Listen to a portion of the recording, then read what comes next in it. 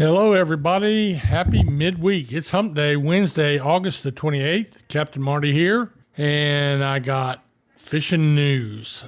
Tell you what's going on here as we're halfway through the week. I'll be right back to do that. Scrambling around to different stores, in and out of the car multiple times to make sure you have everything you need for the beach, that can be such a hassle. But not with the Breeze Through in Avon. Breeze Through is your one stop for gas, beer, drinks, ice, sandwiches, snacks, coffee, sunscreen, and the best part, you don't even have to get out of your vehicle. That's right, just sit tight. Breeze Through will bring everything you need right to your car. Looking for a keg for a special event or gathering? Breeze Through is the only store on Hatteras Island who sells them. Breeze Through Avon, Milepost 55, and online at breezethroughobx.com. Boasting phenomenal seafood dishes, a great menu, and waterfront views with deck seating, Striper's Bar and Grill at the Shallowbag Bay Marina in Manio serves a casual, fun-filled dining experience with an Outer Banks flair. With 3 floors to choose from, you're bound to find the perfect seat for you and yours while enjoying great food and fantastic drinks. To see our menu and to catch a glimpse of the beautiful views, go online to stripersbarandgrill.com. Striper's Bar and Grill at the Shallowbag Bay Marina in Manio, where everyone's a VIP.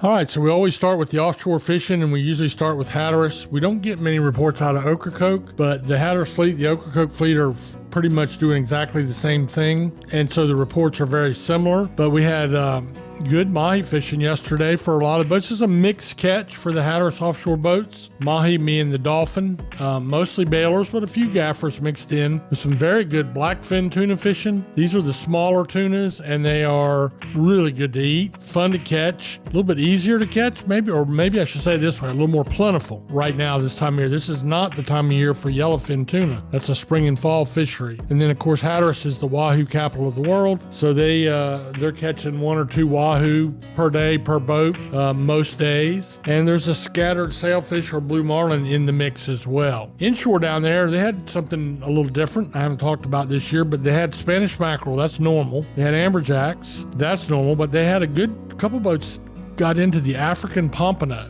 And that's a big pompano, much bigger than the kind we catch in the surf. And to be honest with you, I don't really know how they are to eat. I know the ones in the surf are considered to be amongst the best of eating fish. Anyway, those African pompano look like they averaged about 15 pounds a piece. And I guarantee you that was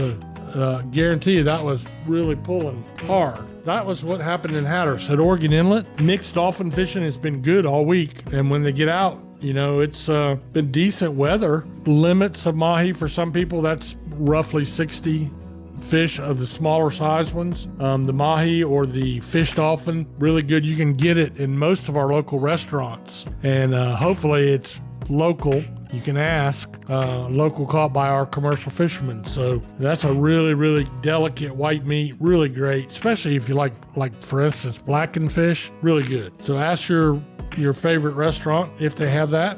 You'll be glad you did. They also have had great blackfin tuna fishing off of Oregon Inlet, and scattered wahoo and a scattered billfish. I'm really wishing we had more billfish than we're having, but there's still a scattered sailfish and blue marlin and a very scattered white marlin. The inshore fleet off Oregon Inlet yesterday did really well on the false albacore or little tuning. This is a fish in the tuna family, not a really good eating one. I gave you the recipe yesterday.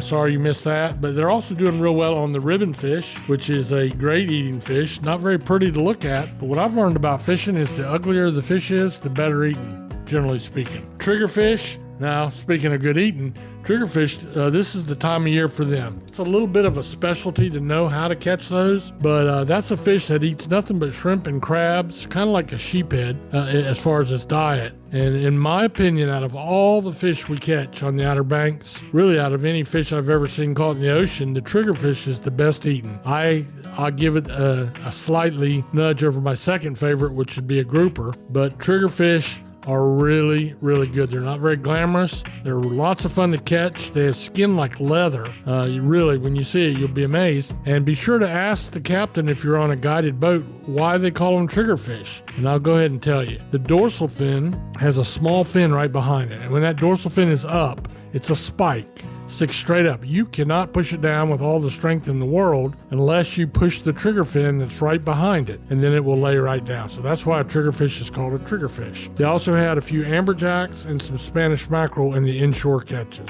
Pier and surf fishing remains about the same, although there are some novelty catches. These false albacore are a load of fun to catch off a pier, and that's going on. I saw a couple sharks from the surf and from the piers. Nothing unusual about that. There's been a scattered big king mackerel. There's been the bottom fish. Nothing's changing much on the pier and surf report, but it's relaxing summertime fishing, sea mullet and spots, croakers and bluefish. And then make sure, if you're going to do it, that you have a metal lure. Generally, a gotcha plug is the favorite, or a stinging silver, or even a mirror lure that you can cast out to the topwater fish that might be going by the pier. So surf fishing, same exact species and same kind of thing. Right now, this time of year, you do want to try to fish as early as possible when it gets hot like this. And when I say early, as you've heard me say before, I mean at the break of day and at last light. That's the times when the fish are up feeding in the surf. And the other thing is, don't overthrow the fish. They're right in the wash this time of year, feeding on sand fleas and crabs on the shore break. So you don't need a big heavy heaver. All you need is a light spinner, maybe 7.5 footer with some 10 or 12 pound tests, and you'll be in business. Don't need waders either. So that's another nice thing this time of year. Now we'll take a little break. I'll take a little sip of water, and I'll talk to you about the backcountry. Teachers Lair Marina in Hatteras Village is the closest spot on the Outer Banks to the Gulf Stream. Just inside Hatteras Inlet, Teachers Lair is fully loaded with bait, tackle, ice, snacks, and drinks for your fun-filled day out on the water. Want to get rigged up to catch the big one? Lee and the gang in the tackle shop can outfit you to catch whatever is eager to get hooked. To see the marina, the tackle shop, or to book a charter, go online to teacheslair.com. Teachers Lair Marina in Hatteras Village. Your fishing venture awaits. All right, backcountry fishing, really good. And that's great because don't forget, we have the Gibbs Shoal tournament coming up Saturday over here in Hyde County. You can sign up online. It's $100 per person. There are 3 categories, which are drum, trout, and sheephead. And it's first, second, and third in each category, $1,000, $500, $250. Your entry fee will benefit the Englehart Volunteer Fire Department. This is their first time with the fishing tournament. I've been helping them a little bit, and I'll be out at Manamesquite High School on Saturday afternoon. That's where we'll weigh in fish. That's where the fire department will have a meal. You can go out there and buy a plate of food like you often do with the fire department. Help a great cause. You can go online to Gibbs Shoal Fishing Tournament and find out all the information you want. Just Google that and you'll find it. But what's good is the fishing in the sound is really good right now.